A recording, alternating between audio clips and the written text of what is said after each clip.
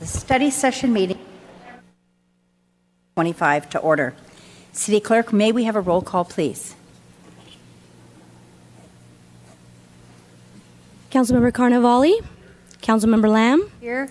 Councilmember Gutierrez, Mayor Pro Tem Gregory, Mayor Ross. I'm here as well. Thank you. Let the record show Councilmember Gutierrez is absent. Do we have any changes to our study session agenda? There are no changes, Mayor. Mayor, before we move on, we'd like to make a motion to excuse the absence. No, because he's walking through the door. Okay, let the record show Councilmember Gutierrez arrived. And while he's finding his seat, will you please read the statement of participation?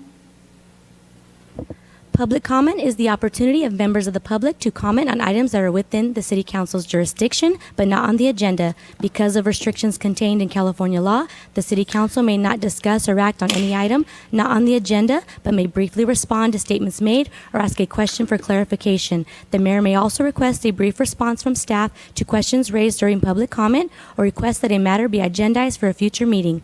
Public comment will be limited to 3 minutes. If you're a member of the public and you wish to address the City Council, please complete a request to speak form available at the entrance and submit it to the city clerk. You'll be called upon at the appropriate time. If you have materials and other items to present to the members of the city council, please do not approach them. All materials shall be presented to the city clerk for distribution. And we do have a member of the public that would like to speak, Mr. Robert McCormick.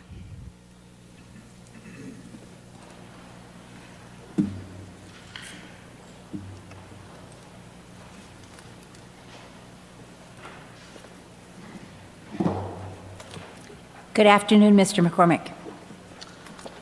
Good evening, Mayor Ross, City Council. My name is Robert McCormick. I am a decorated United States Marine Corps veteran. I submitted a 2-page letter along with my ex, the subject matter being political prisoners in this country, Mumia Abu-Jamal, Leonard Peltier, and myself and my ex as being political prisoners. I am not going to elaborate any further than that. And I'm not going to regurgitate what it is in the letter. You can read it.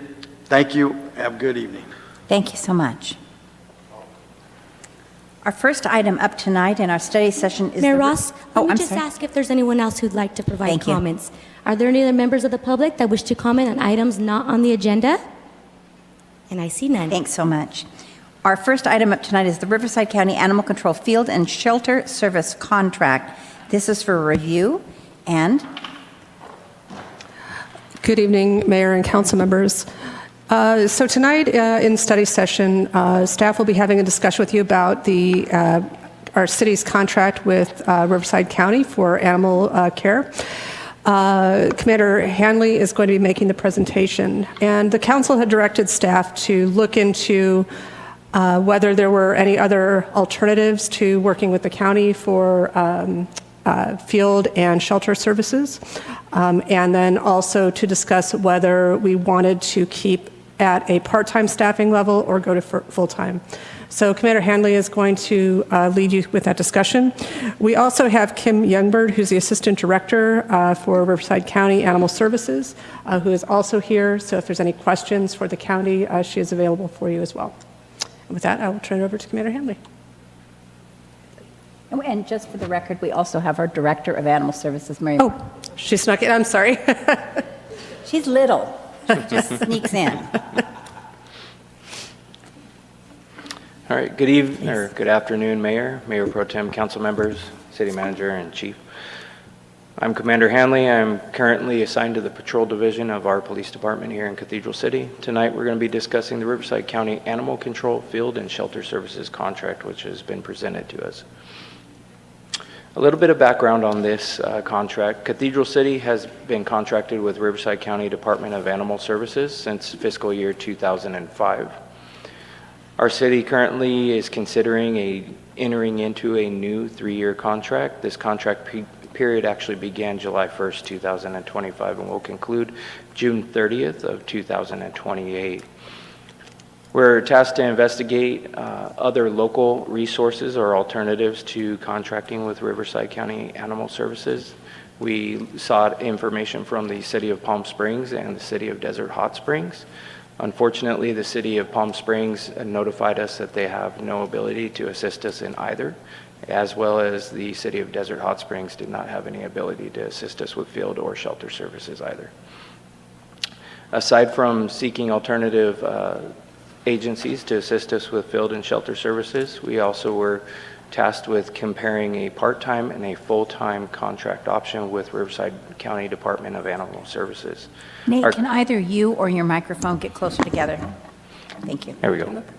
Our current contract staffing level that we have and has been set for us since May of 2020 is currently the part-time staffing.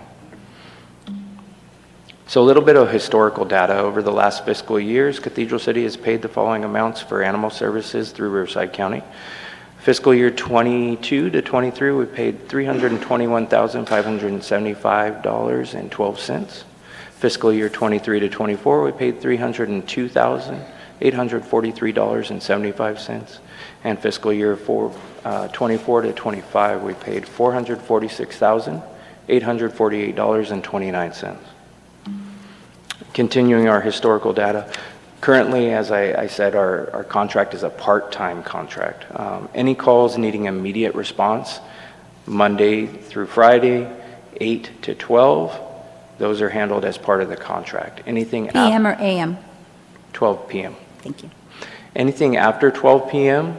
or any time during the night, weekend, or holidays, those will be considered after-hours deployment for Riverside County animal staff, and it would require a minimum of 2 hours pay for each call-out. So below that, I have some numbers for us. In fiscal year 22 through 23, we only had 81 after-hours call-outs. 23 through 24, we had 90. And 24 through 25, we had 95 after-hour call-outs. Below also are the past 3 years of calls for service that we had for our city. In fiscal year 22 through 23, we had 1,470 calls. Fiscal year 23 through 24, we had 1,608. And fiscal year 24 through 25, we had 1,600 calls for service. So a full-time contract for animal field and shelter services would be one field service unit for the city of Cathedral City. They would be staffed full-time Monday through Friday, 8 a.m. to 5 p.m. Part-time, which is what we have currently, animal field and shelter services, the field service unit would be available in Cathedral City Monday through Friday, 8 a.m. through 12 p.m. Both contracts do not cover the night service, weekends, or holidays, so services during that time would be that minimum 2-hour response for animals field services. Would you rather take comments as we went, or do you want to wait to the end? You know what, this is going to be a very long Okay, so I'm going presentation, to so ask you go another ahead. question then. On your part-time animal field and shelter services, Monday through Friday, 8 a.m. to 12 p.m., so 8 a.m. to noon, Yes. is that the peak time that animals are out needing assistance? You know what? I don't have any information on when animals definitely need assistance. I can say this. We have been doing the contract on part-time since 2020. And during that time frame, the majority of our calls have been handled during the 8 to 12 p.m. time frame. On weekends and holidays, we do have some instances where we do call them out, and I did highlight some of those numbers a few slides back. So let me just clear, I'm not sure I heard that right. So you're saying most of the calls came to us between 8 and 12? Yes. Oh, I think Yeah. that's unusual, okay. And if there is something that's after hours, we put that into a service portal. Sure, I understand what you do. Yeah. I don't know why I thought it would be afternoon or evening, but okay, thank you. Mayor, I have just one quick question to follow up on that. Go What ahead. would constitute an after-hours call that is so necessary to bring a officer out? Yeah, it would be anything from an injured dog or a life-threatening circumstance or a need to quarantine an animal. So it could be anything where we also have like a dog bite and somebody is injured from that. We're going to have to start the quarantine and holding portion of that investigation immediately. Okay, like if an animal, a dog gets hit by a car, would that be a constitute to come out, or Yes. could that wait to the next? That would be. Yes. Okay, thank you.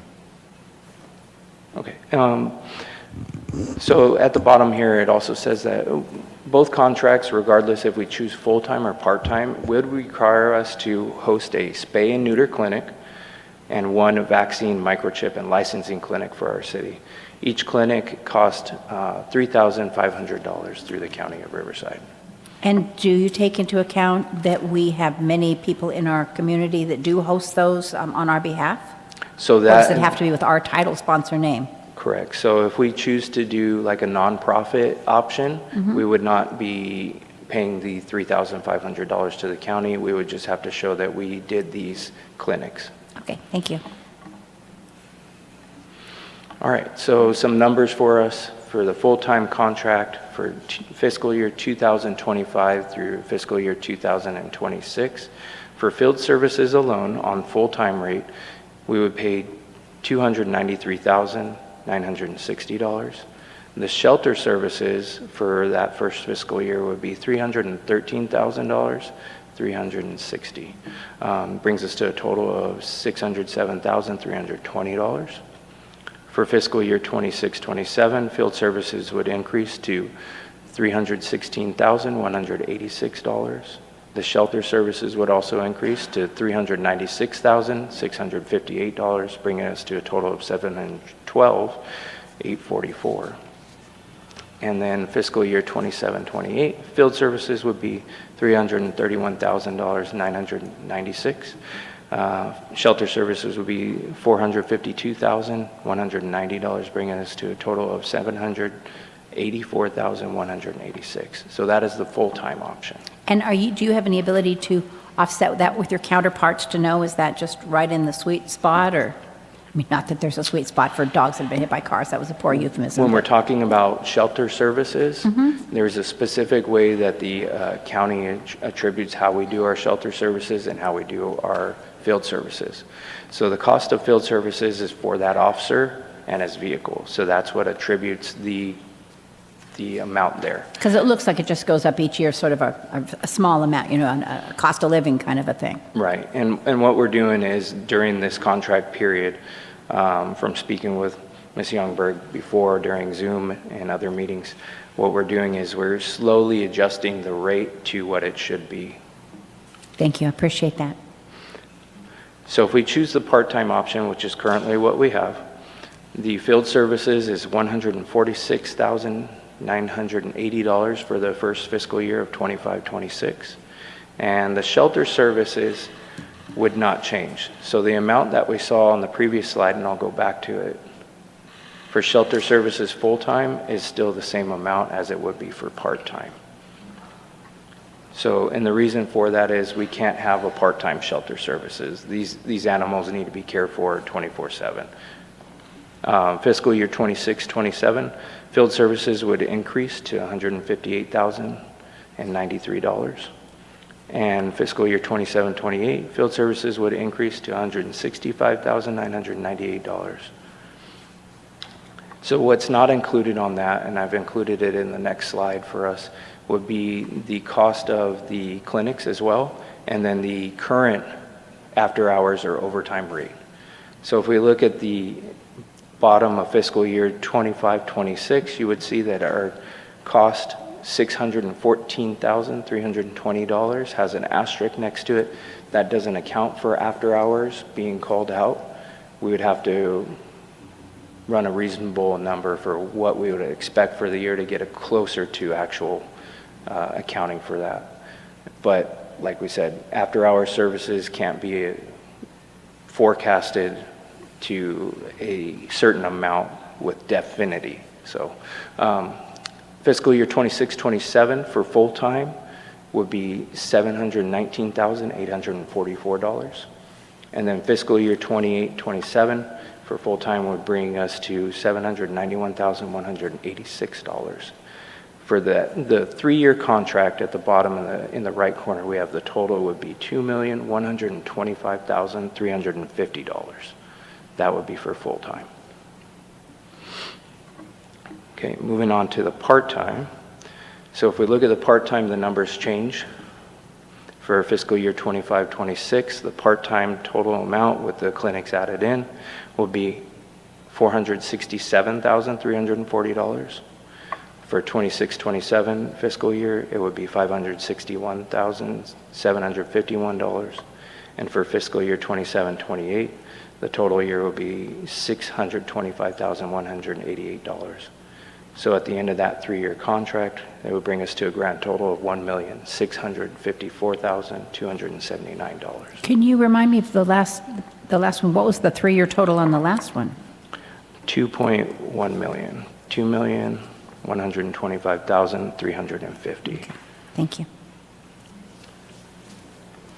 So speaking with Kevin Biersek and going over some of our fiscal impact, we had currently budgeted this fiscal year for 25-26, $394,800 was budgeted for this fiscal year. The part-time rate for this fiscal year, the total would be $467,340, meaning we would be over budget by $72,000.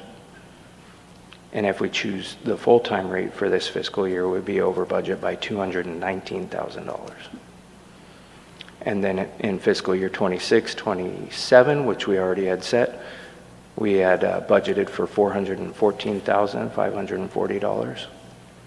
For the part-time rate for fiscal year 26-27, we would be over by $147,000. And for the full-time rate, we would be over by $305,000. Mayor, if I may, during our budgeting process that you all approved back in May, we anticipated a 20% increase to the future animal control contract. So that's why you see it's a difference, but it's not a significant difference. In talking with Kevin Biersek, Who just stepped in? depending on the direction council gives us tonight at our next council meeting, we would need to ask for a budget amendment for the next 2-year budget cycle. Okay. So we're seeking a recommendation from the City Council tonight to move forward with either a full-time or a part-time animal services contract with Riverside County Animal Services. And then my last slide, I just need to know if you guys have any questions of me. Oh, I'm sure. I'm pretty It's sure a you big do. chunk of change, right? Yes, it is. I'm sure there's questions. Yeah. I don't ever do this, so tonight I'm going to start with our Mayor Pro Tem. Usually I make him go last, but not tonight. Sometimes. So thank you for the presentation and the work that was done on this. So you spoke about last year there being 95 after-hour call-outs, and you gave those for other years. And we're looking at possibility of continuing part-time or going full-time. So it begs the question, how many of those call-outs were between noon and 5 p.m. from Monday through Friday? We were able to pull the after-hours call-out sheets sent to us for the last fiscal year, and during a review of that, we found that only 4 were during that time frame between 12 p.m. to 5 p.m. The rest were on evenings, holidays, or weekends. Oh, okay. Yeah, that's very revealing. So if we had a full-time officer, we would anticipate that only 4 calls would have been handled that otherwise got handled as after-hours Yes. calls. Okay. So when a animal control officer is not responding to our call-outs, what else do they do? I can't talk about their operation, but I believe Well, Ms. good, we Youngberg have the could. director and the assistant Yep. director here, so maybe So- they could, because this is, and let me just preface that back in 2020, when we went from, there were many issues, but when we went from full-time to part-time, the question, of course, was, well, what value do we get with having a full-time over a part-time? And frankly, at that time, the department, our police department and animal control couldn't speak to that other than they could handle call-outs during those times. So that's where it becomes a question of, well, why would we go to full-time if there is no define value to that other than 4 call-outs. That was a question. So, Yeah, but the question goes to, well, what else do you get other than handling those 4 call-outs if you were to have a full-time? Sure, and I would imagine that probably those calls are responded to because they're not priorities, so they're probably stacking them all between the 8 to 12, unless it's an animal that's, sick, injured, whatnot. Probably those calls would be spread out throughout the 8-hour time frame from 8 to 5. They might be able to spend more time with people, helping return animals to home rather than rushing through calls and, to get to the next one and getting animals to the shelter and whatnot. But we are a call-driven organization. So as the calls come in, that's how they're responded to. They aren't out just patrolling, looking for things to do. However, if you were paying for a full officer, we could definitely see them getting involved in more, community type events, doing more education, those sorts of things could definitely be things on the table that we would discuss. But it's up to you if you feel like, the service that you're receiving is adequate with the halftime officer versus the full. That's definitely for you guys to decide. So we don't typically have a lot of community events Monday through Friday from noon to 5. But I can appreciate what you're saying. Instead of handling the calls quickly in the morning, they would stretch them out over the course of the day is basically what I'm hearing. So,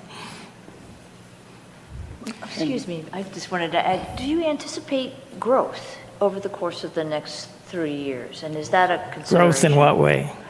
Population? Well, we would hope so, yes. And do we anticipate that population creating, I'm looking at the history, it doesn't look like there's been a dramatic change over the course of the last 3 years. And maybe, I just don't know if that's a consideration, a worry about right. more animals. We're seeing No, that in other I think you've communities. answered the question, but it goes back to the question of value. I mean, I know that you are recently into the department and the department is evolving, but hopefully you will get to a point where you're not primarily call-based, that you have other activities that you focus on also. And I'm talking about field services.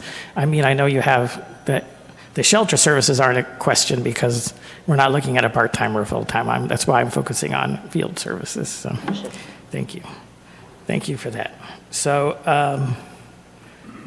this was going to go back to the police department. So you were charged with looking at alternatives, and what I'm seeing is you contacted Palm Springs and you contacted Desert Hot Springs and says, would you guys want to do this? And they said no. You say, all right. So did you contact any of the other shelters and speak about would they participate with us in an arrangement where we had our own field services and use somebody else's shelter services? Are you talking about contacting a nonprofit and seeing if they could handle? All of them. That would include them too. Unfortunately, we didn't look at a nonprofit because we wanted to look at somebody that could handle the full services of our agency, whether it be field services or shelter services. All right. So when this came to goal setting, that was one of the items that was brought up is a alternative where we did field services and another shelter did shelter services. Okay. Did you study whether what it would take at not the police department, if we created an animal control department in Cathedral City and we did our own field services and shelter? I did look into a model of that, and one of the models nearby would be the city of Corona. And with the city of Corona staffing 3 full-time field officers and having their own shelter services, they run around $1 million a year operation. And they're very successful in getting some of their animals adopted, but they also depend a lot upon the resource of volunteers to help them with their shelter services. Yep, which we could probably do here if we had Yeah. to. Oh, I don't doubt it. We have a great community that loves their animals. Right. Okay. There was some talk early on, I don't know where this is, about some of the cities getting together and forming a joint powers authority and taking care of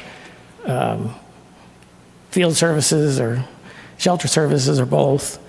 Do you know, did you explore that with anybody, at least to find out what the status of that was? Yes, there have been some talks about it, but nothing has been moved forward with actually looking to create that JPA. Okay. All right. So I'm just going to say, at least from my perspective, is we are where we are with this and a need to move forward on a contract. But I don't think that the council goal has been fulfilled because it wasn't, there are still options. And some things have changed, including a push by the county, and you all are part of that, to answer the issues that were raised regarding the current county animal control arrangement.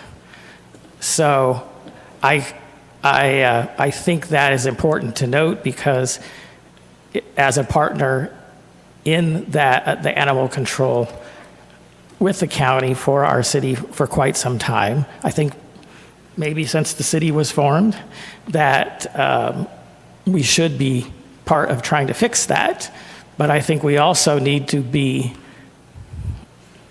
continuously looking as to what do we do if that animal control service, if those issues don't get fully addressed, or heaven forbid, we slide back into getting progressively worse, as some would at least allege that it had gotten for some time. Yeah, I can agree with you on that, and I think that this is not something that will be pushed off to the wayside. This is something that we will continue to monitor and evaluate and look for additional resources to help us be more fiscally responsible as well. Okay. So the contract that we're being asked to not approve tonight, but we're looking at for future approval, what does it have as far as performance metrics, and what does it have as far as an opt-out clause? Is there some, you give so much warning, and you can opt out of future services if we find ourselves in the need, which I'm not saying we should, because ideally we would all work together on this problem. But if we in the future find ourselves in a need to go a different direction. Yep. So in section 5 on page 4 of the contract, it actually gives us the option to change the level of our services at any time if we feel the need. We just need to fill out the correct form and notify the Department of Animal Services for Riverside County of the need to change services. So my page 5 is the hold harmless indemnification, which Page, section? Page 4, section 5. Section 5. Mm-hmm. And it should be a little bit down the page. Under section 5, paragraph D, David, that's where it talks about if we have the need to change services at any point. And also towards the end of the contract, there is a page that is intentionally left blank for us to address any issues where we might need to adjust our services or cancel it as well at any point in time. Mayor Protem, also further on is in section 9 is the termination clause. So either party may terminate the agreement without cause with 6 months advance notice. Yes, that is clear there. That's clear. All right, thank you so much. No, baby. Well, I think you already pointed out that I just had some questions about the budget, the current budget, and what the delta was. But I think you had a slide on that even with the halftime, we're going to have to adjust the budget by over $72,000. But if we were to select a full-time option, it would be another, and I'm just talking about the first year, it'd be another almost $220,000. Yeah, I can go back to that over what slide we for have you. budgeted, right? So that's what it would look like if we did the difference between part-time and full-time in the first fiscal year that we've already budgeted for. All right.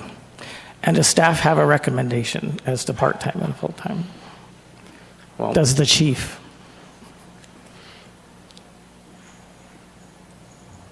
Based on our past history, can't hear you at all. You're not on.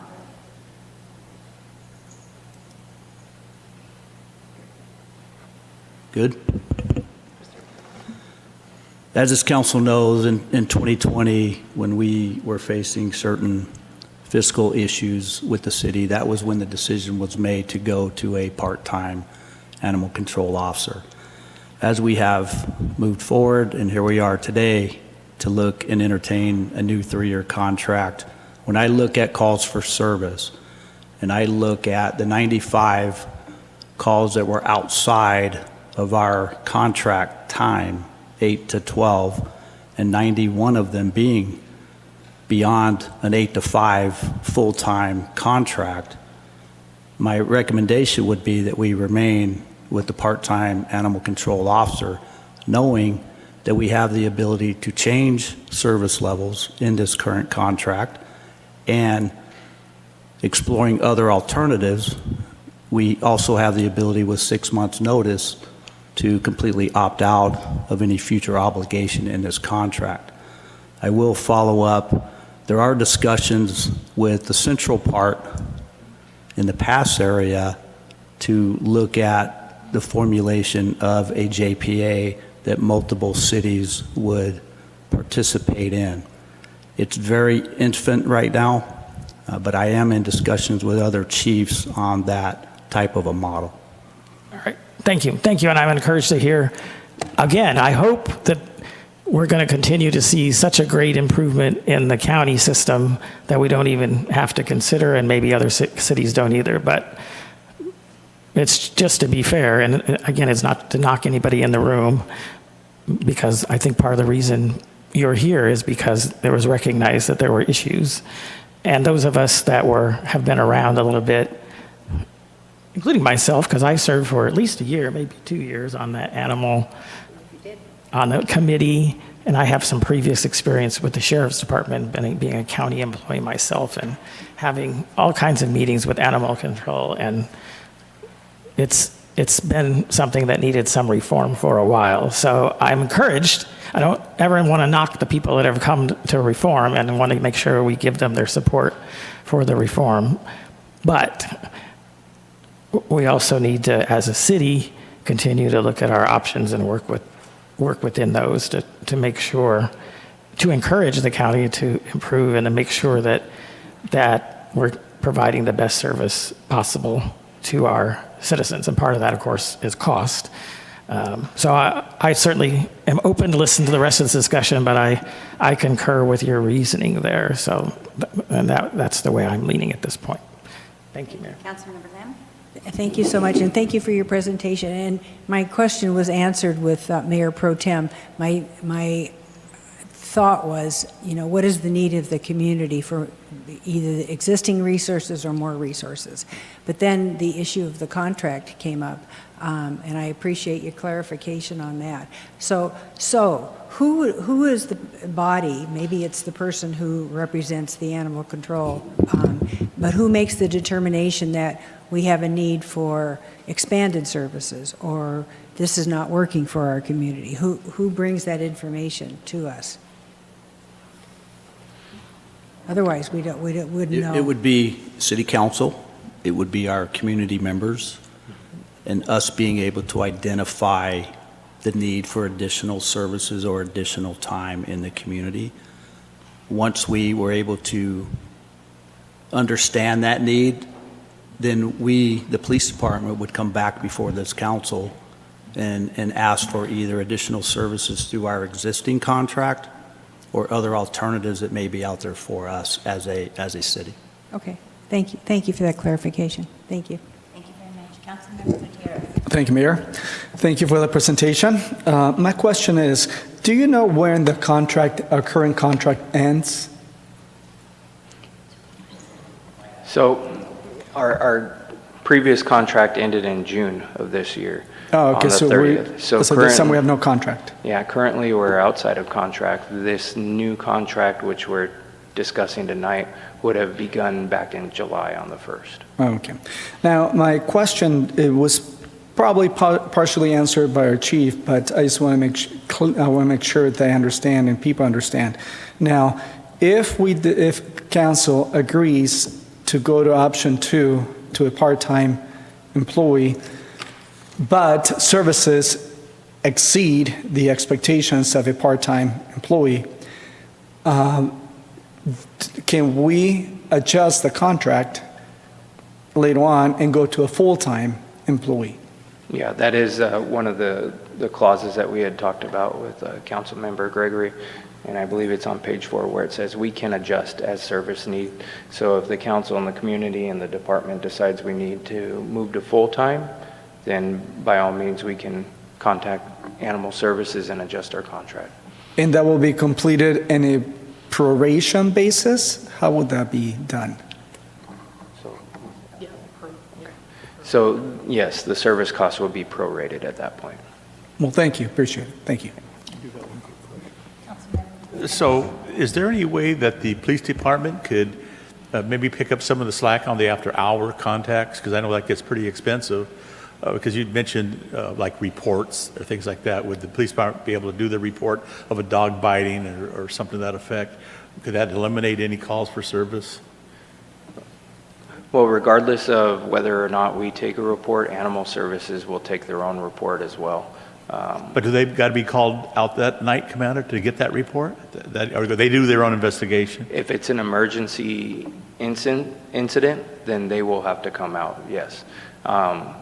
We obviously respond to those calls, and we're usually the first ones there to help stabilize the situation, but because Animal Services is its own kind of entity, they need to respond and handle the investigations their way to make sure that the quarantine and any vaccines and everything are taken care of appropriately. Okay, so I guess it's there's nothing that you could do more to relieve the calls after hours. If we were to do that, we would probably look at taking on our own field services at that point. All right, thank you, sir. I have a question.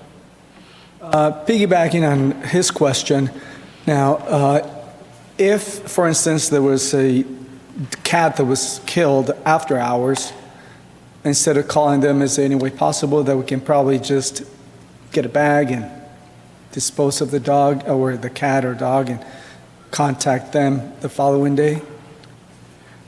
We've handled incidents like that in the past where there's been a deceased animal and the needs of the community dictated that it could not wait, and we had to respond out and take care of that incident right then and there. And Okay. we've handled that before as a police department, but we like to defer to our Animal Services professionals for most of that. Okay, thank you. Thank you. Thank you both for coming and for your presentation. This isn't going to sound super polite, but I don't really know how else to take this on. I have been on council since 20, and this is the third time we've had the exact same conversation. You know, it's like things get kind of bad, and then we decide, well, we should probably do something about it, and we talk about it, and we kind of come together. We're pretty much on board, but then we're not quite there, and then it never really happens. And then 2 years later, we need to look at it again. And I am not faulting the past, because I have certainly been somebody who's put something on the back burner too. But let's make it different this time. And in doing so, maybe we need to put together a small group who works on it so that we can actually figure out, is this worth, we can see what it costs, and we have kind of a loose idea on how many calls, but we're not seeing that annually, and we're not looking at numbers annually, and but yet our contract's annual. At least our 1 of 3 years, each one is an annual amount. How do we get to a completed solution to this without just in 2 years you coming, not you, I'm not trying to point at you, but we have this presented back to us with what seemed like a higher number and the same results? Right. I think having a committee or a group to study this issue. And who would that be? Well, it could be people from the police department, members of the community, and it could be also council members who have a vested interest in this, to form a study and see what we can do to improve our services moving forward. I appreciate that, and I'm always for bringing in citizens if that's an added benefit. What I really think we need are people who know something about this subject and they have seen this evolution in our city where we just tread water, but we don't, and in the end, we always just give up and pay whatever it is because we just don't have time to look at it once more. And here we are looking at it once more. So I'm just practically begging you, what can we do in the real short term that can get us some answers that allow us to look at these questions and make actual determinations based on something logical, something tangible, without saying, well, it's a little bit here and it's a little bit there, and then if it's this time of day and if it's that time of day, and then sometimes we get a lot of people and sometimes we don't. And I understand that all has to go into a rubric, right? Because that is, all of those things are true. But if we just keep juggling, we're never going to get anywhere. That's my opinion. And based on that, I would really appreciate it if you would look into what kind of problem or time frame or difficulty. We should certainly include Animal Campus in any kind of study session like this, and see if my fellow council members would agree with this, that perhaps we have a small group that works on giving us something that's a little bit more tangible. I don't see an issue. Anybody disagree? Let's see what we can't do. Okay. Thank you so much for your time. Is there anything more, ladies, that you would like to add? No, but thank you for having us. Thank you so much for being here, and let's get something figured out. Mayor, can I just ask for clarification? Is it the question of, is part-time or full-time sufficient for serving our community, or are there other questions that you're looking to answer? I would really like to look at it in a full spectrum and say, we know that not every day is the same amount. Mm-hmm. Is that really a monthly rubric, a middle, what's the word I'm looking for, when everything comes together at one middle answer? Mm-hmm. Is that what that is? Or do we just keep getting fed information that doesn't seem to be meshing with the other information? What is it we really want, and what does it cost us to really get there? And thirdly, probably most important, is, are these numbers correct? And so I think if we had that real information, we're able to meld it into something that we could say, all right, this is the real deal. This is the real deal. This is what it's going to cost, or this is not what it's going to cost. This is a half day. This is a full day. This is what we really have. And be able to say, we want to move forward with Plan B or Plan C. Okay. Is there a consensus on the council I'm not really understanding what's going on here. I thought this was the presentation we were going to give direction now. Except we've come back to exactly where we've been for the last 5 years. Where do you want to go from here, Mayor? To have something a little more concrete. Such as, we know that there's so many dogs and so many cats and so many calls, but really, what is that over? Is it different in the summer than it is in the spring? Is it different when in the morning or the afternoon? How often do the police have to respond? Next to how many times does Animal Service come out? And for me, that would be helpful to have a real umbrella understanding of this, other than, because what we have right now, we'll see in a couple years, and we'll be talking about this same thing again. but what would that have to do with the services? Whether it's how many cats, how many dogs, we kind of... Because we're being asked to pay a certain amount of money, and we need to understand what those services are for that amount of money, and do we want more, do we want less, or is what we have just right? And then we can say, in my opinion, without any delay, this is what we want. But right now, I couldn't tell you what we want. Well, I don't think nobody has a crystal ball, so how would we know what the future would bring? By looking into because they know what's happening right now on the ground. We don't know what next month or next year brings, but we know what's happening right now. But Mayor, a lot of the calls that come in, we don't know when a dog bite is going to happen or when a cat is going to be run over. Of course we don't. So that really will skew whatever information we get, because that information will definitely fluctuate depending on whatever happens out in our city. So I would imagine, although I'd love to be open to other people's ideas, but I would imagine we would take a time frame and say, in this ball of a time frame, this is what's happened. And that gives us an idea. Otherwise, let's just give them the money they want, or let's just say, hit the road and we'll see you in 2 years. We need to have it based on something that we feel, the 5 of us feel, are accurate and tangible. And I don't feel that right now. You might. I am willing to be the underdog here. Yeah, Cadillo City used to have its own sheltering and dog department, animal dog department. Of course, financially, fiscally, it doesn't pan out. But I think what the Riverside Animal Control is doing, I think is sufficient. I do not mind that if we can get, you can say, more precise information, but I think what they provided is pretty, I mean, it's hard to really detail everything and anticipate when dog bites are going to happen or when incidents with animals are going to happen or calls are going to happen. But the only way we can do it, I think part-time is good, and then maybe really detail what information are you looking for so they can actually write down details and provide that information to council, and maybe in 6 months to see what is driving that. But I don't, right now, we need more precise information. We did that 2 years before that. Well, what happens is it gets dropped in the meantime. So to move this along, let me propose. I mean, we're not going to vote on anything today, but we're supposed to give direction. So we're already several months into the new contract, and it appears to me apparent that part-time is the way to go at this point. So I would propose that when this comes back to us, that it be for a part-time contract, that we also have a commitment from the police department that they're going to continue to monitor and evaluate other services, some of them, or other options, some of them which were possibilities mentioned tonight. Some of them, they may be pie in the sky, but at least there are possibilities. And that in the next 6 months, we ask Animal Services and the police department to develop some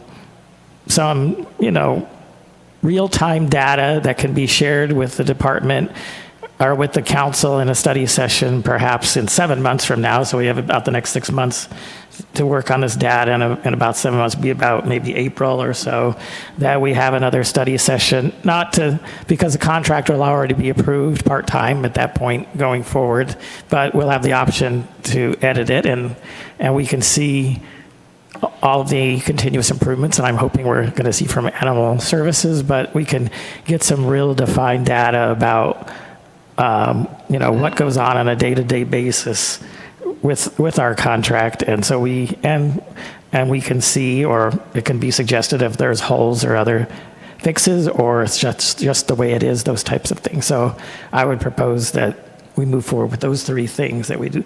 For the contract, we do a part-time contract. The police department continue to monitor options, and then for the next 6 months, we get a good look at what goes on a day-to-day basis, and then maybe a month after that, it be reported back to us in the study session. I could agree with that. And I stand behind He put it together pretty good, didn't he? He did. And not to mention, our options are very slim who we're going with. Yeah, okay. Thank you, Mayor, for bringing that up. I think you have your walking papers. Thank you. Of course. So then, council, based on that information, then we will bring back the contract at the next meeting with the request for the budget amendment as an item for adoption. And with the concurrence of the council, we will, the police department will work on working with Animal Services to develop and look at data, look at sort of the performance of the contract, and maybe in the April timeframe or about then, come back in study session to council to report back. And this is a one-year contract, Dan? It's a 3-year contract. Oh, it's 3 years, okay. But as was said earlier, We could quit any time if we decided to. Yeah, it's a 6-month. Okay. Yeah. Okay. And you had something? I'm sorry, what did you say? Just public comment. Oh, yes, okay, I didn't hear what you said. And yes, thank you so much. And do we have anybody in the public who would like to speak on this? Mayor, I did not receive any request to speak forms. If you're a member of the public and you wish to comment on this item, please raise your hand. And I see none, Mayor. Looks like you're off the hook for that one. Thank you so much for all of your time. We want this to evolve into something better all the time, and that benefits all of us. So thank you so much. Appreciate it. Item number B is regulations for the operation of food trucks within Cathedral City. Mayor, Code Enforcement Manager Justin is going to be presenting this item. pardon me. This has been before the council, and staff, in looking at our food truck regulations, had determined that we were one of the only cities within the Coachella Valley that did not have regulations related to operation of food trucks on private property. So Justin is going to present to you their recommendations for a pilot project or a pilot program here in the city before making a recommendation to amend our ordinance. So let's say. 1 second, Mayor.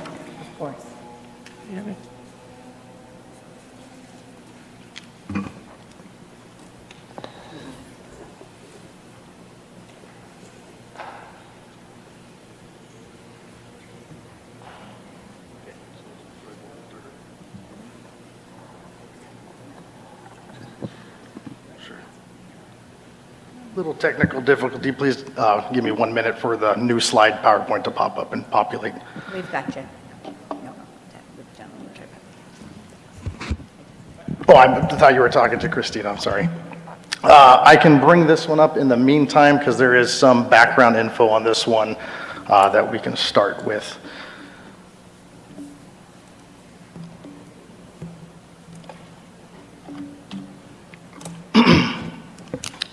Thank you for having me back, Mayor Pro Tem, Council. Good to see you again. Glad I got to see you last week at Charlie's thing. That was a fun event. And good to see you here as well in that seat. So we came a couple months back, I believe it was in June 7th, 25, to initially bring the food truck considerations on changes to Chapter 5.82, regulations for the operation of food trucks through the city of Cathedral City. Currently, as previously discussed, 5.82 does not address mobile food truck operations on private property. Unfortunately, 5.82 also does not address many of the concerns that were initially brought up by the council. Things like operating hours, things such as location on where a food truck can park and operate. Currently, the way that 5.82 is set up is in a way that does not address those concerns at all. If I owned a food truck and I had my environmental health permit from Riverside County and I had my business license from the city of Cathedral City, I could right now park my food truck directly in front of a brick and mortar eating or drinking establishment and operate 24/7. There is no regulations currently that would prevent me from doing that. So in looking through our municipal code through chapter .582, we started to recognize that we were a little bit behind in addressing some of these concerns. It's not there currently, along with the concern of allowing or not allowing operation on private property. Currently, 5.82 does require you to have a valid permit from both Cathedral City and Riverside County Department of Environmental Health. We do require some trash control measures and a minimum operational distance from certain locations such as schools and certain intersections. But other than that, it's pretty open so long as it is happening in the road right-of-way. Historically, we haven't had very many complaints for food trucks. We've had about 5, 4 of which were found to be unfounded. They actually had their permits in hand and they were legally able to operate. We do have some other sister cities or partner cities throughout the Coachella Valley, such as Indio, Palm Springs, Palm Desert, Coachella, and Desert Hot Springs, as well as La Quinta, who are allowing operation of food trucks on private property with certain constraints there. Palm Desert requires a 750-foot buffer, Desert Hot Springs with a permit, La Quinta with a temporary use permit. We're essentially one of the last cities in the desert that isn't allowing food truck operation on private property with some constraint. Let me see if the new one's been, Christina, has it been uploaded or no?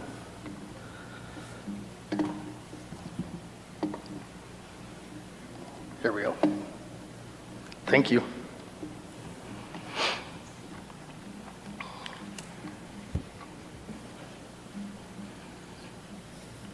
Here we go. So we would like to review a proposed pilot program. I know last time we were here, we vaguely talked about a pilot program, but we took this back We tore through it a little bit more, we more thoroughly reviewed through other cities' ordinances and how they're operating and performing these allowances onto private property. And where we're going with this is we would like to implement a pilot program for a duration no longer than 18 months. This is to see the pros and cons, the effects of this. We want to limit this program to only 10 permits. Only 10 applicants are going to be allowed during this pilot program time. And each one of those permits is only going to be valid for a period of 12 months, given that 6 months extra for, you know, a couple stragglers to come in and get their permits, but only that 18-month window. With this proposed pilot program, we're going to include language that the food truck operator is going to have written permission from the property owner, a valid permit, again, from the County of Riverside Environmental Health Department, valid health grade displayed on the truck that's easily viewable by not only patrons, but city staff as well upon our inspections, again, along with a valid business license from the city of Cathedral City displayed. We also would like to introduce actual operating hour limitations, limiting hours of operation from 9 a.m. to 10 p.m.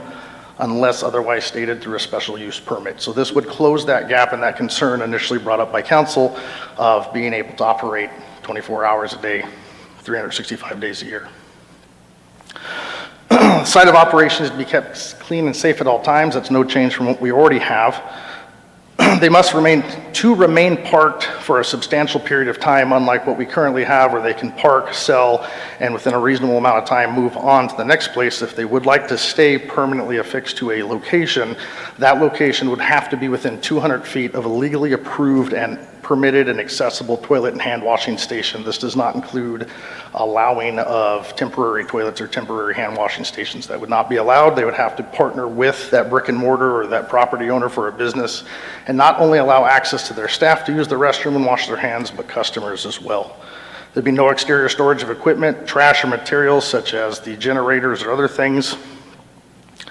Any temporary site fixtures, this could be tables, chairs, are not to exceed 3 parking spaces or 600 square feet in total. This includes that food truck itself, and none of it can block any pedestrian paths or spaces.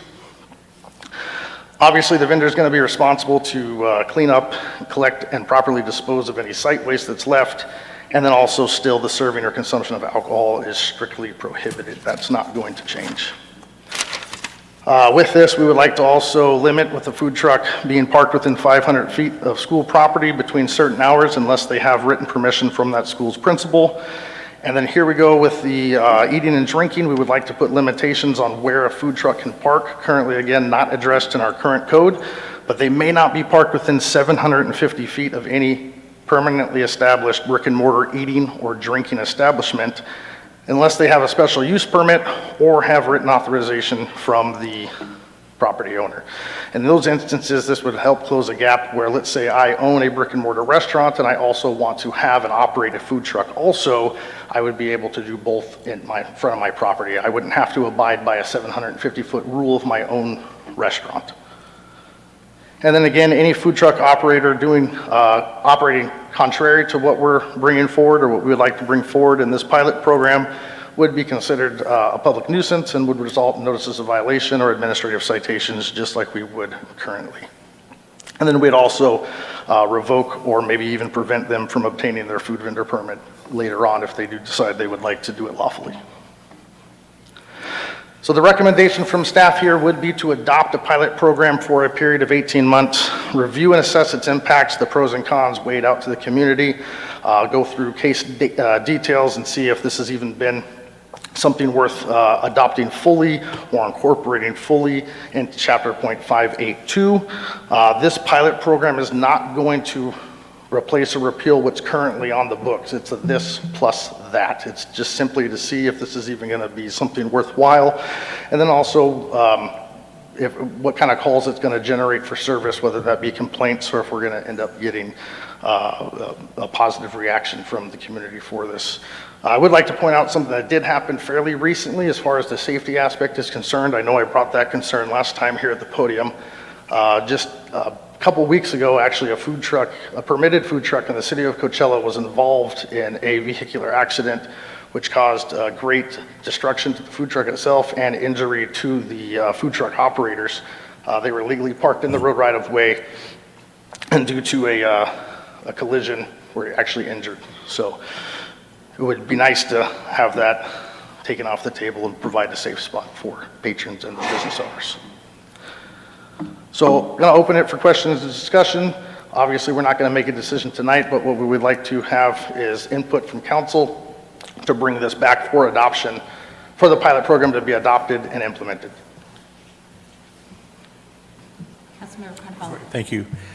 A lot of these mobile trucks are trailers. So would that be towed by a pickup truck or a car, then there's a trailer there. So is that a mobile food vehicle? It can be recognized as a mobile food truck. It depends on the classification that it's given from the County of Riverside during their permitting process, because they go through all of that portion of it.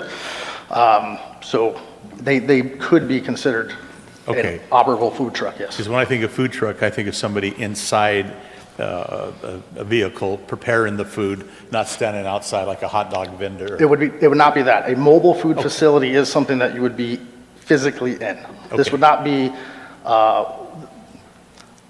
the hot dog vendor or something similar would be more in line with a sidewalk vendor, opposite of a mobile food facility. A mobile food facility is a duly permitted, checked, blessed off on from the County of Riverside Environmental Health. They've gone through all of their permitting processes with us, gained their business license.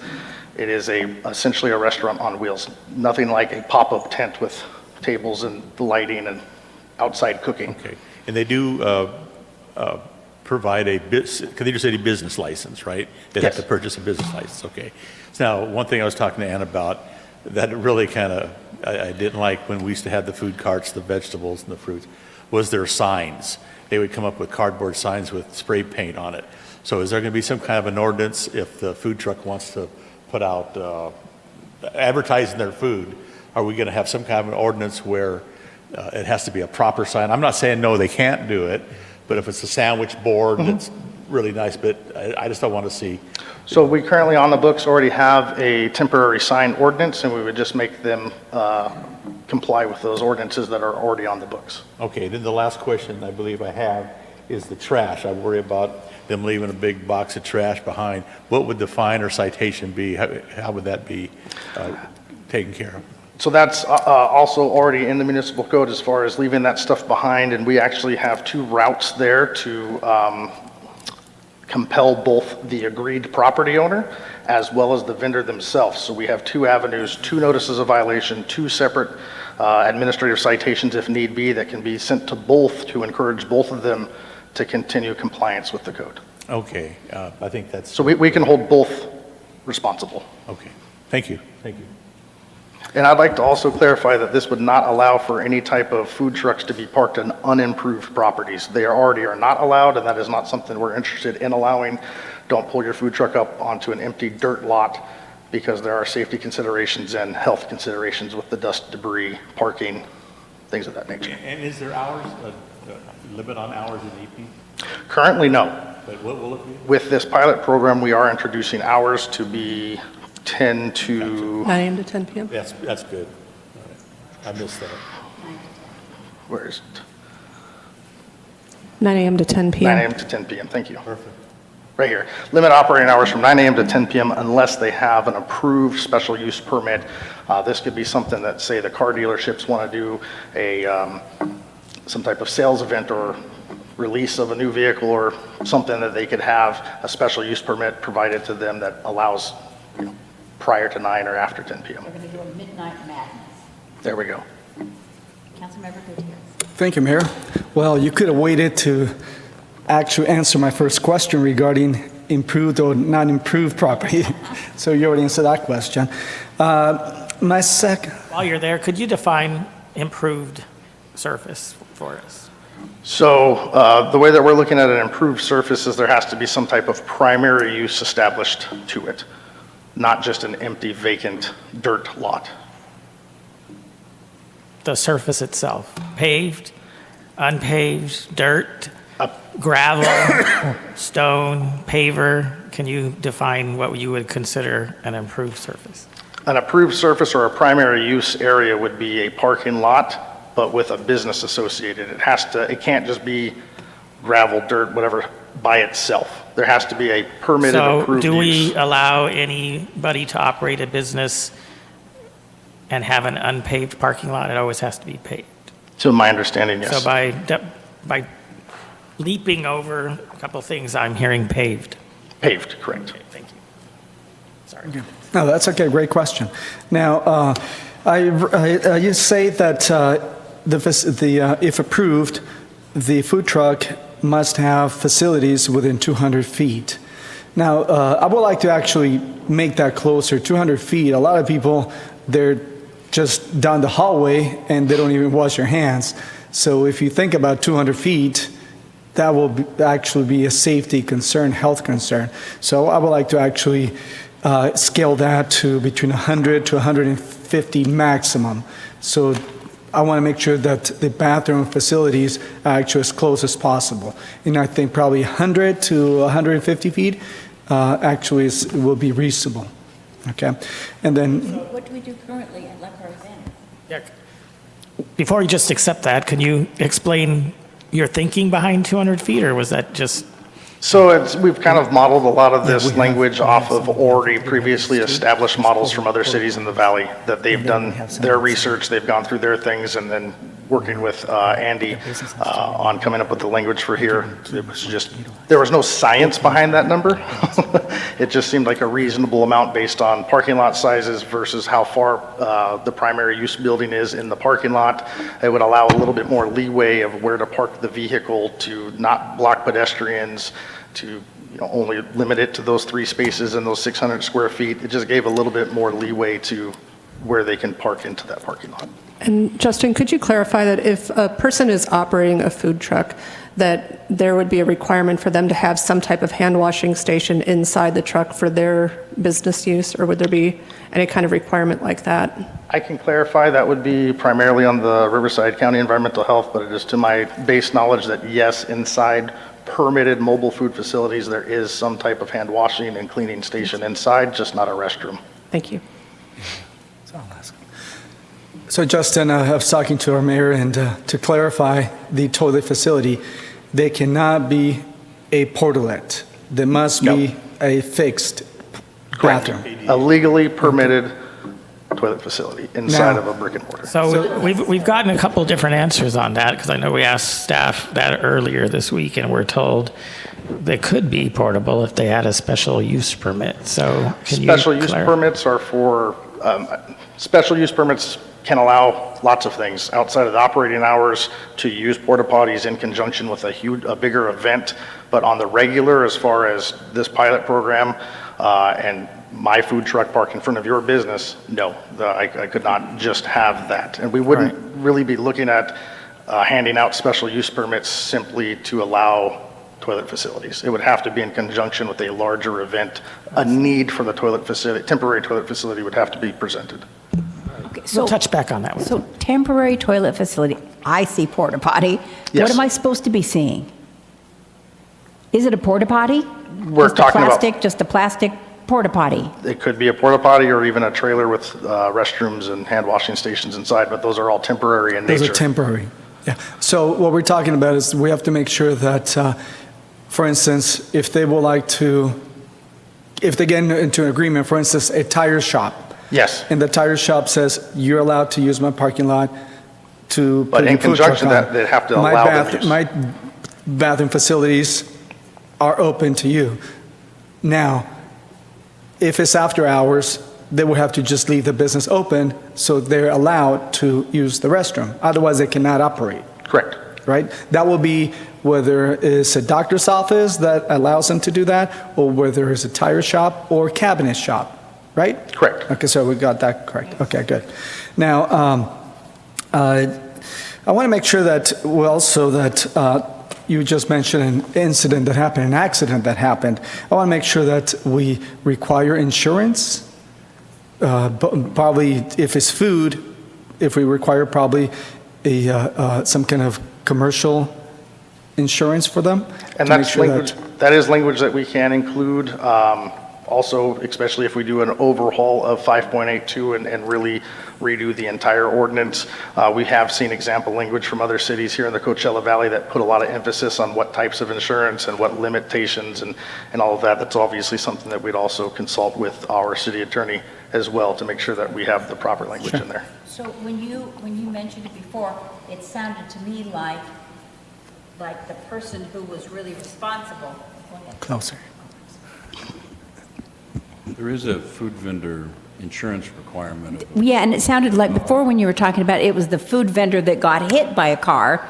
It wasn't the food truck that went off and smashed into somebody. Have I got that backwards? The food truck was parked, a And somebody vehicle hit hit it. them. That's right. So, yes, of course they need to have insurance, but in that particular scenario, they were the victims. They were. Yeah, thank you. Now, another concern of mine is the 750 feet, that will be a distance from any food or Established eating or drinking facility. Now, so for instance, here in Cathedral City, anywhere that you go on Ramon Road, within 200 feet, you can probably encounter one. Now, I want to make sure that if they get a written letter from all adjacent businesses within 750 feet to sign off that they're okay with it. Is that right? Is that what I'm hearing? No, what the proposal here is written permission from the property owner of where the food vehicle would be parked. So we're not looking at written permission from everybody or even all of the tenants within that property. The property owner, who is ultimately responsible for the property, needs to have written permission given to that food truck. Right, so what about the 750 feet then? They can't be within 750 feet of an already established brick and mortar. So if I own a restaurant, Correct. a food Okay. truck, there's a 750-foot buffer in all directions around my restaurant that a food truck cannot park unless they come to me and say, can I have your written consent and permission? Got it. Yeah, you answered my question there. And then this is also, we can work with our GIS department and partner with them, locate all of our established brick and mortar eating and drinking establishments and reproduce a new map to easily give to the mobile food vendors and say, hey, these are off-limits areas. Great. Unless invited and written Yeah. permission is there. From all of them. Now, also, I want to make sure, of course, they are taking business away from other establishments, even if they're 800 or 900 feet. I want to make sure that those businesses, brick and mortar places, they are actually charging sales tax to whoever visits their establishment. So I want to make sure that they also have, any food vendor must have the California Department of Tax and Fee Administration permit. Okay. So that way they'll pay taxes on whatever sales they have. And also make sure that we have some kind of mechanism that, for instance, if I go to any restaurant here, they'll give me a receipt, $100, $9.25 in sales tax, including Measure W. And we know that they were charged. So I just want to make sure that those businesses do have their permit. Okay? And let me see, what other questions? Okay. I think, you mentioned that one. Okay, distance from an intersection. Now, often, food trucks, some of them actually do sell pretty good food, and they do attract a lot of business. Now, some of them happen to park within 200 feet from an intersection, which is kind of dangerous, or an entrance or exit from for instance, a condominium complex. Okay, for instance, on Ramon Road and San Luis Rey, just north of Lakeview Villas, or just before the entrance of Lakeview Villas, there was a food truck that was parking there all the time. That as soon as you turn from Ramon Road onto northbound on San Luis Rey, they were within 100 feet, 150 feet. So I want to make sure that we have some kind of buffer so it's safe not only for the motorists turning right, but also for the people that are eating at that food truck. So I don't know if we can have some kind of distance allocated at probably 500 feet from intersection, 400 feet, whatever it is, to give them a buffer to actually see what's going on. We can look at doing that. So let me intervene here. So I thought the whole idea behind this was to get the food trucks off the street into the parking lots.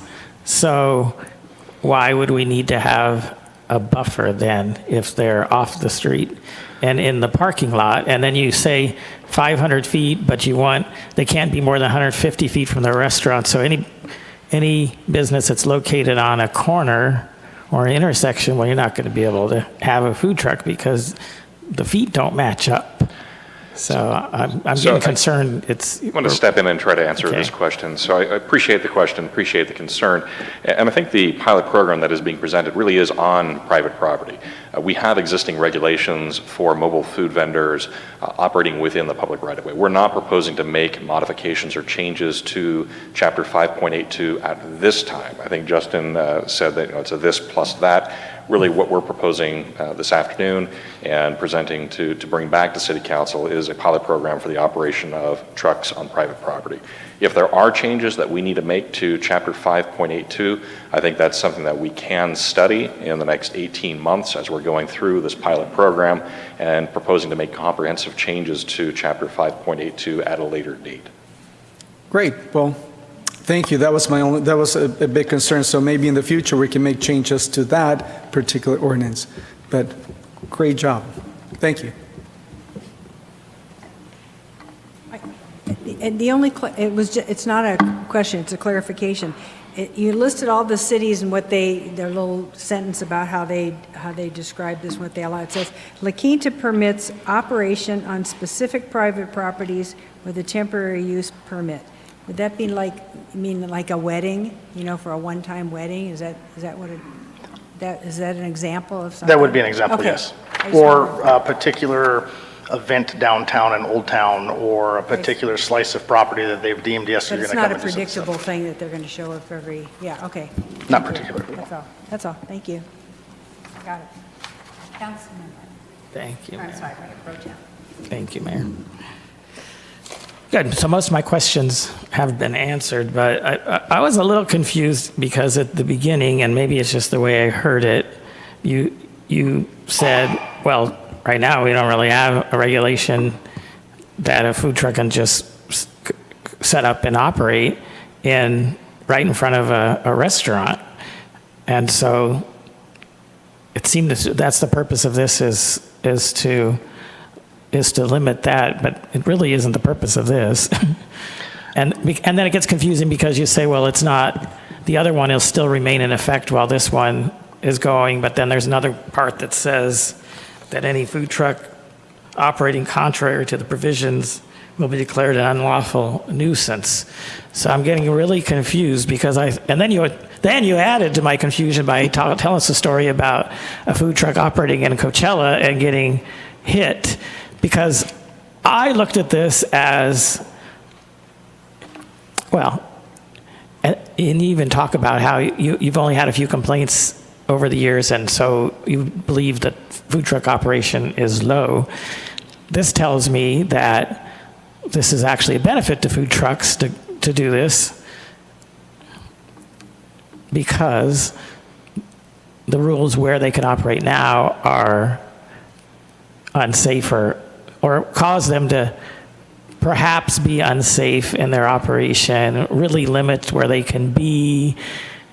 I mean, the space that they can, really operate in is super limited. Like you said, currently, they're not supposed to stay there any length of time. They're just supposed to come do their transaction and move. So it's just not very practical. And so I thought that's where we started this, was that we're trying to set up a pilot program to try something that will work for everybody. Did I miss that, or did I just mishear what you were saying at the beginning? I don't think you missed it. It may have been my explanation of it. With a this then that, it would add to but not take away necessarily from 5.82 in its current state. So 5.82 in its current state does not regulate. I can right now, as long as I have my health permit and my city business license, on the road right of way, as long as I'm adhering to some of those other and things. Operate in it, but it's a very limited way and space and everything Well- that you could operate right now. Kind of, but it doesn't give language addressing some of the other concerns Right. of, are you taking away business from the brick and mortars? Are there buffer zones? Are there time limits? Currently, no. So the addition of this pilot program would essentially strengthen 5.82 for the next 18 months, and we can determine then, is this worth bringing back to do a complete overhaul? Are there any other gaps in 5.82 that we've now seen or realized from introducing this pilot program that we can now address? Our 5.82 is not a very comprehensive or big chapter in our ordinance, so there's a lot of space that we're attempting to address and fill those gaps. Right, and it almost made you sound like, well, since it doesn't say they can't do things, they can do whatever they want. And I thought we were taking the stance as, well, no, 5.82 says you can do certain things, and you can't do more than that. You can't make up stuff, the city's not been allowing that. That's why I thought it's been one of the tenets of our enforcement has been that. So one of the things that we have been doing is enforcing the sell and go, but nowhere does it say that they have to. So if that's challenged, it's not clear either way. But with the introduction of this pilot program, we start to tighten that language up to actually give parameters. You shall, if you are going to stay here, you will get permission and have access to those All right. bathrooms. So, I don't mean to drag you into, reviewing all of 5.82. I was just a little bit, I don't want to say disturbed, but whether your statements are a policy change for the city that we're looking at food trucks that operate under 5.82 is pretty much having carte blanche except for what we tell them they can't do, because I thought our stance was, well, it gives you some limited things you can do, and we're not saying you can do more than that. So that's still our policy, correct? For 5.82. For 5.82, we're still maintaining the course with 5.2 as written. All right. Adding this. So let me skip ahead into a related subject, and hopefully be my last one.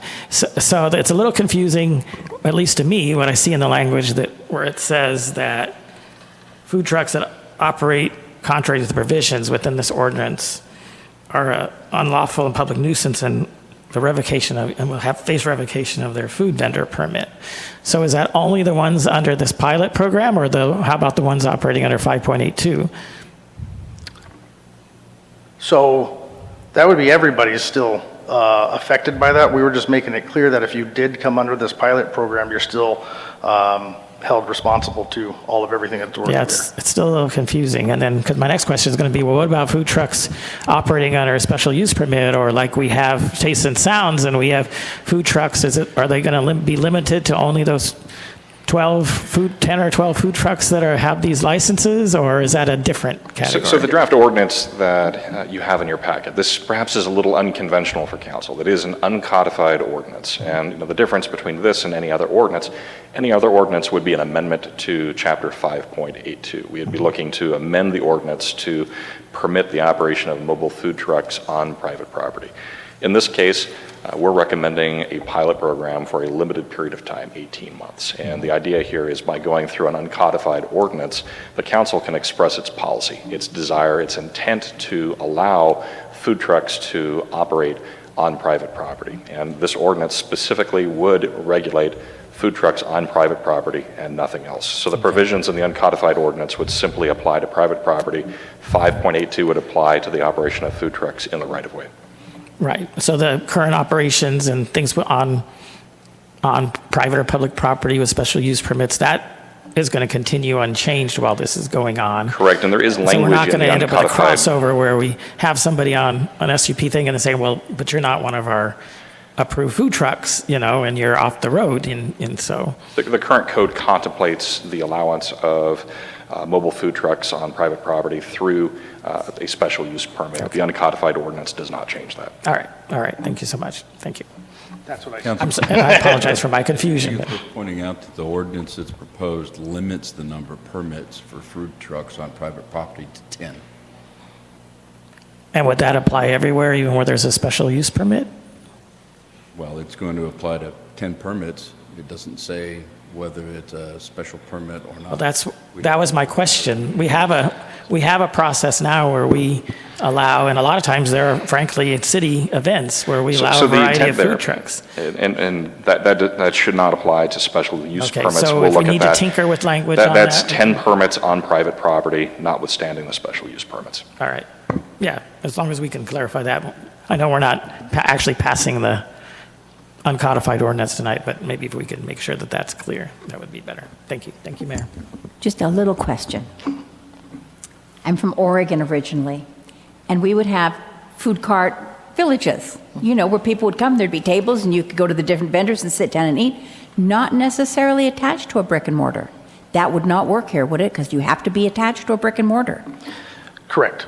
Okay. So if you had a brick and mortar in this open green space, I'm going to call it, I don't know what kind of space it would be, but an open space, would one brick and mortar be enough for 10 food trucks? Or do you need 10 brick and mortars? Would that be a building about a number of patrons versus restrooms? Because those are super fun, they're super fun, but I don't want to think about something that's illegal.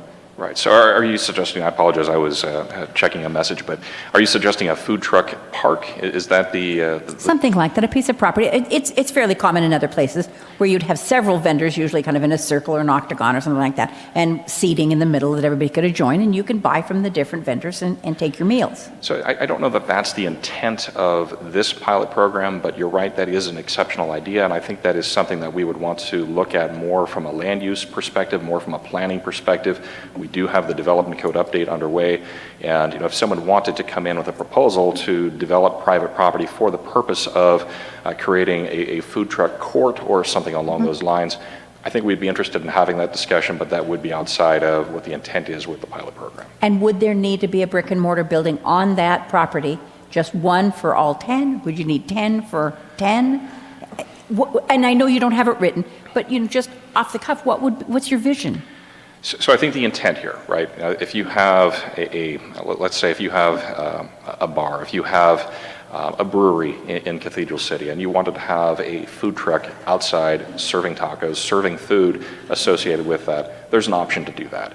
If you're a business park and you wanted to have a food truck serve during certain hours of the day, that you'd have the ability to permit that food truck to operate in your parking lot. I think that's the intent of the pilot program. Okay. For a food court, that's something I would want to evaluate on a case-by-case basis. It is outside what we intended with this program. But it does raise a good question. I've got an establishment like that, and I want to have a food truck, but maybe I want to have 5 food trucks come and just have have my option. I have a sushi, and I have a lobster, and I have a Mexican food, and is that contemplated in here? Of course, they would have to all be some of the ones that are in the program, but we didn't contemplate that exactly, but I would say from experience, food truck operators, that they're a little sensitive to operating around other food truck operators. They have to make a profit. And having 5 food truck operators in the same space, they're not going to make a profit. So this will be 1 food truck per location. We didn't specify that. If that's council's intent, we can modify. I would like to have that in there. program. And then through the 18 months, explore to see where that takes us. yeah, if we're not anticipating that and we're not looking at how much restroom space and hand washing space you need to have, you might want to do that, because I could see somebody saying, maybe not 5, but maybe saying 2 or 3 of different types around my area, especially if I'm in a big parking lot. I have a big parking lot area. And at some point, I think we would worry that the restroom would be overwhelmed, that kind of thing. So maybe for the pilot, we should limit it to one or two, but 1 might be the way to go. Yeah, I think we can limit that to 1, and we can use the special use permit to look at events. Events that we have here at the amphitheater in the downtown, we could look at that as an exception. And if someone wanted to build a food court, we'd be open to that discussion. The intent behind this, these are temporary. This is for someone to show up with a food truck. They're operating for a period of time. They're shutting it down. They're going away. It's not intended to support the permanent setup of a food truck or food truck operations in a food court. Thank you. Mayor, I'd like to make a comment. I also want to say thank you that every time I find that there's an illegal food vendor, I call either our assistant city manager or now our city manager and let them know that there is an issue. and you guys have addressed it within 24 hours, and I drive by the next day, and they're gone. So you guys are doing a great job when it comes to that. Thank you. We had a particular one in that same location you spoke about earlier. I happened to be off duty, but drove by there and made contact and just educated. Didn't think much of it. To my surprise, the individual actually came in the very next business day and started the process to get everything legitimized, got the information for environmental health, got the information for the city business license. So we may actually see another legally permitted entrepreneur in our city. So, Great. Thank you. It's kind of exciting to look at new ideas in new ways. Thanks. We're looking forward to more of it. This concludes our study session, and we will ask for... Thank you.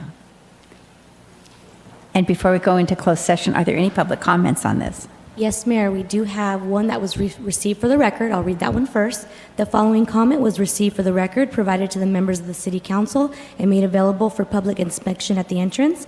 Danny Lee provided suggestions related to the proposed food truck regulations, and we do have one member that would like to speak.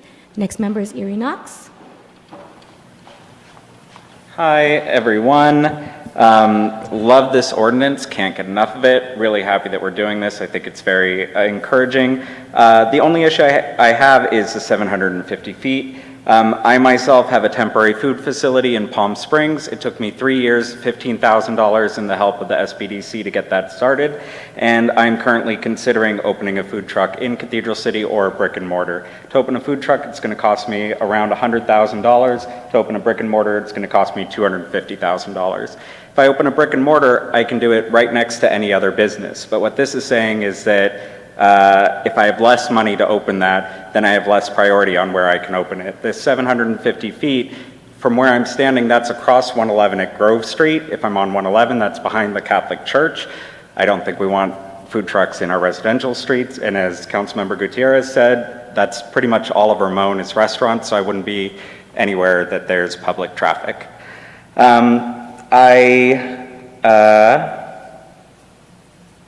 It feels a little bit classist, that if you have a restaurant, you have a little bit more say. If I'm paying taxes as a food truck, are my taxes not as good? My sales might be as good, and therefore I would be contributing to the city in the same way. I think that the common idea is that food trucks don't pay rent, and so their prices might be lower. I would love to have lower prices at my food facility. They're not as low as I would like. And if I'm on private property, this ordinance asks for permission from the owner of the space. I'm not going to get permission for free. I'm going to be paying rent too. So in 2025, there's nowhere that I can be operating on private property where I'm not going to also be paying rent. I think that this ordinance is really strong because it supports innovation, it supports entrepreneurs, it supports young people like young-ish people like myself that want to create a new business. I hope to open a brick and mortar in Cathedral City, and this is the process through which I'm going to do it. And I think that something more like 100 feet might be a better ordinance. I understand that a restaurant isn't going to want me to park my food truck right out front. I get that. But 750 feet is more than a stone's throw away. It's a very long distance, and it rules out a lot of the commercial corridors in our city. So I hope you might consider something smaller. Thank you so much for your comment. Yeah. Are there any other members of the public that wish to comment on this item? I see none, Mayor. Thank you so very much. So we're going into closed session. Mr. City Attorney, will you please read the closed session items? I would be happy to. We only have two this evening. The first is a public employee appointment pursuant to Government Code Section 54957, having to do with the position of city manager. The second item is a conference with legal counsel with regard to initiation of one item of litigation with regard to the property described in the agenda. Thank you. Thank you very much. So we're taking off, but we'll see you all at 5:30.